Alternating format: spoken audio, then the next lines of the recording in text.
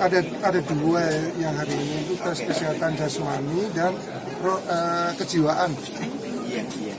Yang hari Kamis sekarang jam 8 yang jasmani itu Pak Mustafa, Pak Jajuli, pasangan Mustafa Jajuli. Kemudian jam 10 itu Pak Herman dan Sutono.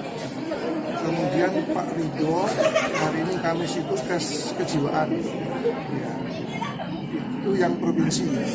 Itu apa yang dilakukan oleh mereka Pak? Dan mungkin secara teknis yang kesehatan? Kalau kesehatan jasmani itu ada 32 poin ya, dari semuanya dari kaki sampai kepala, ada treadmill segala macam. Kalau kejiwaan itu tes MMPI namanya. Dia mengisi sekitar 2 jam 90 menit. Mengisi tertulis tapi masih tertulis itu. Laporannya akan diberikan di KPU kapan? Tanggal 16 itu hari Selasa ya, minggu depan. Itu terbuka kok nanti. Tapi kalau detailnya itu dikecualikan ya, informasi dikecualikan. Jadi nggak bisa dibuka untuk umum.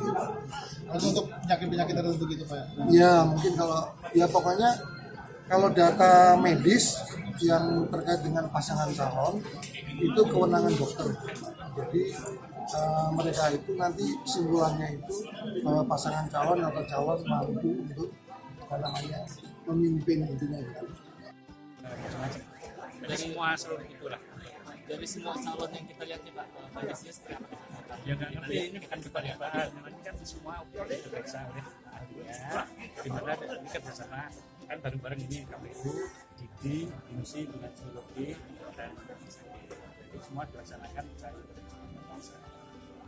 jadi masalah kesehatan juga, psikologi dan jadi untuk pemeriksaan sendiri tidak berbeda jauh dari ya relatif sama.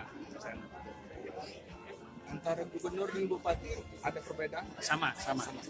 Ya intinya kan pemeriksaan kesehatan semua. Secara kejiwaan memang bisa menjadi pemimpin, kenapa tidak? Dok, untuk setiap calon diperiksa berapa dokter? Apakah satu dokter atau lebih dari satu? Berapa kemarin? 18 ya spesialis. Ya. Ya itu ya, jadi artinya semua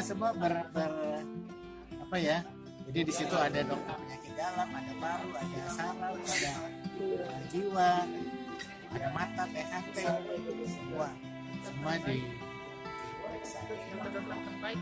Ya jadi kita insya Allah ya semua itu akan menghasilkan yang